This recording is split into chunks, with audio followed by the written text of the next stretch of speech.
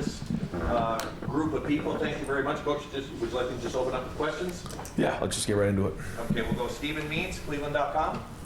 Brian, I know you probably haven't spent a lot of time watching that film already, but as you think about what Brian's going to have to deal with over the next month, how you want things to go with this offensive game plan, have you guys started mapping out how you would like things to go over the next 30 months in terms of his involvement and maybe who's calling plays when you guys take the field and everything? Yep. Met on it today, and he's going to continue with the same plan. I do think having 3-4 weeks to prepare for the game will be beneficial, and so we'll still have everybody involved with it. And we're going to work hard to put a game plan together and make sure that we're putting our guys in the best position to be successful. Pat Murphy, 24/7. Ryan, a lot of the guys, the players last night were talking about sort of beating themselves, mistakes they made, just feeling like it was more them than necessarily Indiana, while giving Indiana credit. Now that you've watched the film a little bit, how much do you see that and stuff that can be corrected here before you go on this run, and how much is it things that maybe were more what Indiana was doing and defenses that are more difficult? Well, I think anytime you're playing this time of year, whether it's in the Big Ten championship or in the playoffs, you're playing against good teams. So we never want to not give credit to our opponent. They played a good game, but it's clear that we were not at our best, coaches and players. So we need to be moving forward, and this is certainly an opportunity for us to learn from that game. And when you leave it to one play in all three phases, you put yourself at risk. And the idea of leaving no doubt did not happen the other night. So we're gonna make sure that we get on the film, and we certainly, you said haven't watched it. I've watched it all a bunch. Didn't sleep well last night. Have a sick stomach in my feeling over the game, and so do these guys here. But once you wake up the next morning and figure out what the new mission is, then it gives you some direction that way. But we'll use this as motivation. Jeremy Birmingham. All right, obviously you haven't lost a lot of games as a head coach. It seems like, at least from the outside looking in, that a lot of the times the losses sort of follow a similar script. Is there, and you've often talked about scheme versus personnel versus execution, is there one of those things that you feel like is a recurring issue over the years that maybe you can pinpoint or say, like, this is something that's regularly happened when we've had these sort of performances? Well, I think, we did have one turnover on offense, and we really didn't strike any balance. I think that's probably one of the things. We called 35 passes and 22 runs, and didn't really get the run game going.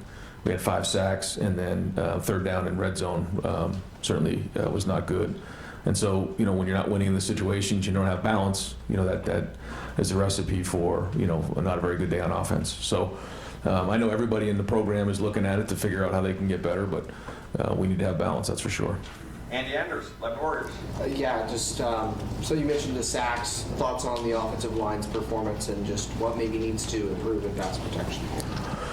Well, they have a good defensive front, and it's always a combination of things. We can do a better job of designing some plays that get out of the quarterback's hand a little bit faster. We were looking to push the ball down the field early in the game, and we broke down a little bit. But that's everybody involved. So we'll look to get better at it and make sure that we're in that situation again, that we're putting our guys in the best position to be successful, but at the same time, our guys got to do their job as well. So everyone's looking at it and making sure that we're doing our part to do a better job. Boston Ward, 97.1. When you look at just structuring the weeks ahead, and it's just happened, you just got the matchups, the destination, but what's the practice schedule look like? What's the scouting look like with 2 opponents for the next couple of weeks? What's the plan moving forward here? Yep, went through it with the team here just about half an hour ago, and the goal is to be at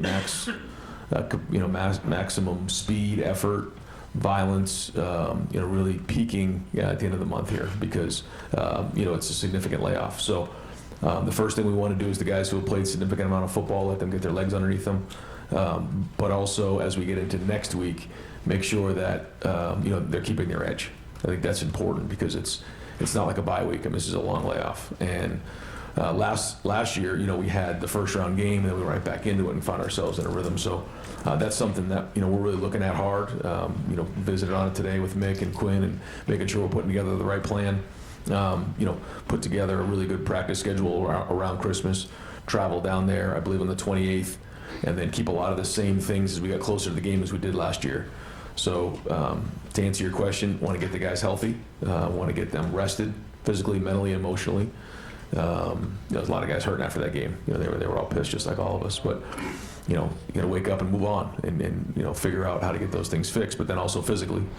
But not so much that we lose our edge. So that's the balance that we're looking to strike here in terms of the practice schedule and how we're putting that together. Joey Kaufman, Columbus Dispatch. Having looked at the film, what did you feel like you learned from some of those red zone sequences, having the benefit of seeing that? Well, we found ourselves down in there. Certainly the game plan going in was that you saw us in some 2 and 3 tight end sets that we felt like we could get some movement down there and get the ball vertical into the end zone, and that didn't have it consistently. On the 3rd and 1, looked, a couple of things we rolled out, tried to get a couple play actions. Those weren't, successful. So it was a combination of, not, getting enough movement in the run game and not, executing and, game planning well enough, I guess, and scheming it up well enough in the pass game. So, felt like on the 2nd, 4th down, like I mentioned to you, that we could get 3 points, get out of there, move on, maybe get a chance to win the game at the end or overtime. But when you have 2 drives that stall like that, if you kick 2 field goals, you win the game. You score 1 touchdown, you win the game. You score 2 touchdowns, it's 24-13, and you're just in a whole different situation. But that's these types of games. That's these matchup games. So as coaches, we got to go in there and make sure we're putting our guys in the right situation to be successful, and then at the same time, we got to make sure that we're executing them well. So it's all the above. And that's what hurts on days like today. When you feel like you came up short, and then you got to go move on, take your medicine, and get it figured out. Tom Sperry. Coach, I know you guys are bummed out you lost. Nobody wants to win more than you guys do. With that said, you've been in this position before. There's a lot of football to go. How do you expect your club to respond now? And I don't know, what was your message to them? Yeah, we're going to respond like men. We're not going to sit around and point fingers and feel sorry for ourselves. We lost. We were not at our best. Everybody, including myself, including the coaches, everybody. And so that's what you have to do. And then you got to address what the problems are and get them fixed. When you lose a game like that, you can't just feel sorry for yourself or point fingers. You have to get the issues fixed. And so certainly the red zone was one of them. Balance on offense. There's some things certainly that I know the guys on defense want to get addressed as well, and special teams. Now on defense, I think we held them to 13 points, which is the least that's been in the last 2 years. So there was a lot of good football being played there. Now that being said, the goal is to win. Remember we talked about that last year, like win the game. And there were opportunities to win the game just across the board in all 3 phases. But we certainly were not at our best, and that's the bottom line. So we need to be moving forward with the teams we're going to play, because everybody that's in this playoff are really good teams, as we know. So hopefully we're able to have a great month and prepare, and then go play in this Cotton Bowl and be at our best. Bill Rabinowitz. Just like last year, going to the playoff with a loss, I imagine it's a very different feeling, though, this time. You don't feel like you have to have the kind of team meeting you had last year. How different does it feel this year? How confident are you that you guys will be ready on New Year's Eve? Every year is different. Every situation is different. This is one where we played against a very, very good team. It was 1 versus 2, and they were undefeated, and we feel like we sort of let it get away by not scoring late in the game, and I think that's kind of how everybody feels. And again, you got to give Indiana credit. I'm not doing that, but like at the same time, we know what we're capable of, and that didn't happen. So again, we got to get back to work and figure out why that happened. I think there's still a bunch of guys in this room that know we can play with anybody in the country and beat anybody in the country when we're on our game, but it's a hard reminder that when you're not on your game, you put yourself at risk, and that's exactly what happened. Cameron T. Robinson, The Athletic. Ryan, what was the message to Jaden and kind of your confidence level in him? Because I know you probably can utilize him a lot in the postseason, just your confidence in him going forward. Well, it's like everybody else. If you do your job, everybody does their job. Then again, we talk about 10 units doing their job. Then we feel like we're going to win every game we play. When you don't do your job, then you're coming up short. Then you got to get that fixed as well. And it's the same thing with him. He's got to.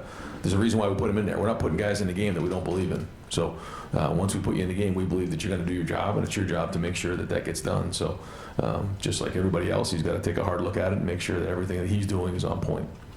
Doug Maurice. Ryan, in the moment, what was your thought process at the end of the first half when you guys had the ball? You didn't seem to go real fast. You were using the clock. And then when you went back and rewatched the film, what were your thoughts on that strategy? Yeah, I thought that was absolutely the right thing to do. What you're trying to do is win the middle 8 there. And you want to get that thing down to 2 minutes, and we still had 3 timeouts left. So it wasn't a time management issue as much as it was we had to get the first down, because if we had gone faster and not converted on that, then we would have given them more time to come down and score. So the number one goal was to end with the ball or points. Now, that being said, we also wanted to convert on third down so that we had an opportunity to get points. But if we're not going to convert on third down, we don't want to give them the ball with any time, certainly when we had the ball coming out at halftime. So I think all the analytics would tell you that that's the right play, especially with 3 timeouts left. But we got to convert.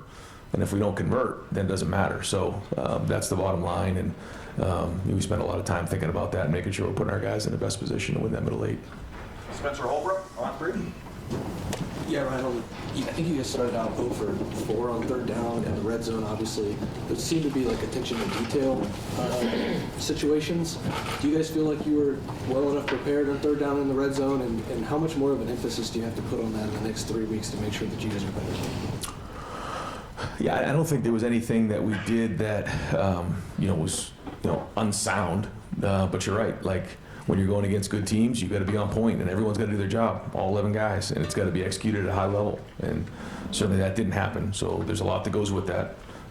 We can practice it better in terms of like the looks we give, to how we install it, to all those types of things, and then getting our guys ready to do it. So put it on the coaches to make sure that our guys are better prepared to execute. Rob Aller, far right.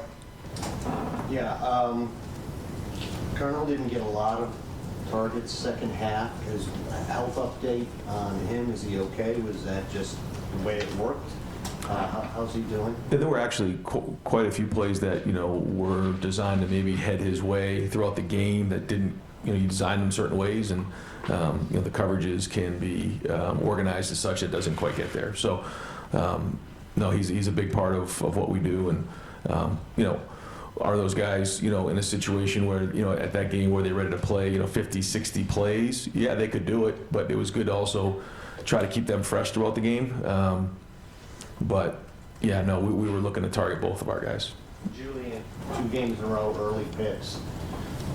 What's the discussions you're having with him other than you just can't do that? Yeah, the one early on, he was a little bit later. That route there, based on the depth of where it was, you just have to be aware of that. And the underneath defenders, they do a good job with their vision and break and zone.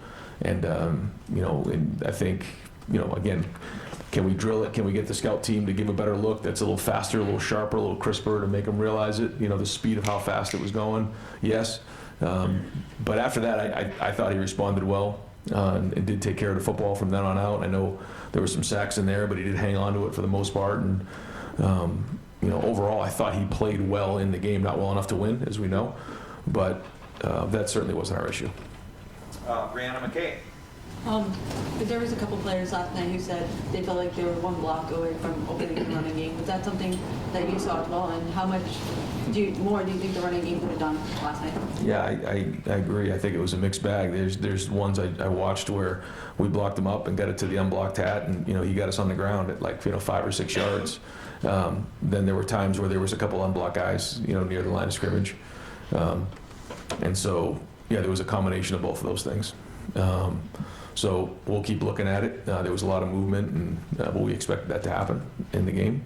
So again, it's everybody's responsibility when we look at the run game, just like the pass game. But yeah, and that's how it works. Again, in games like that, you can be 1 play away, 1 guy away, 1 block away. That's football. So only matters is the success that you're having. So 1 block away ain't gonna get it done.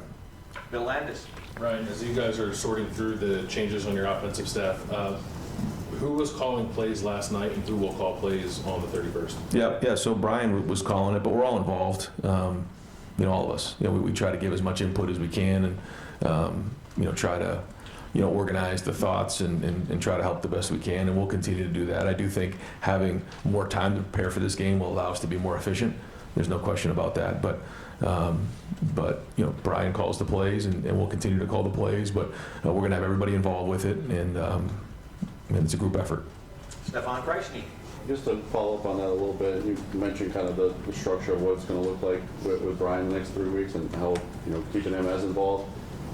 How much will he be here for every practice, everything that goes on? Will he be in Columbus? Will he be kind of back and forth? What's that balance going to look like? Yep, so we talked about that this morning. He'll be down there this week, some, and then he'll look to get back and sort of dive into the game plan with us. We'll be working on that while he's down there this week, and then just kind of see how the next couple of weeks play out. And I think that when he's here, he is going to be locked in on. He's made it clear that he wants to finish this the right way and be locked in here. He knows that is important for him.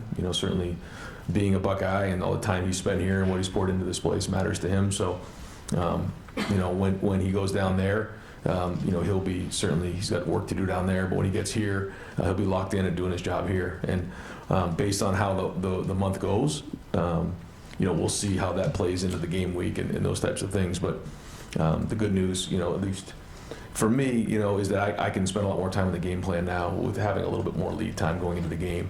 And so, we'll try to help as best I can. Tony Gergman. You mentioned last night, today you got a pissed off team. What is the benefit of anger?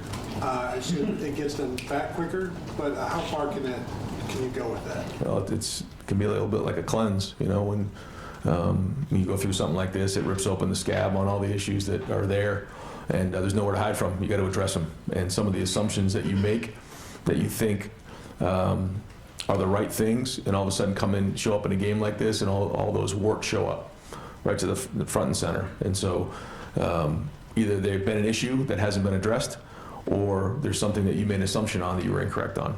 And here we are. And so there was some of those that showed up last night.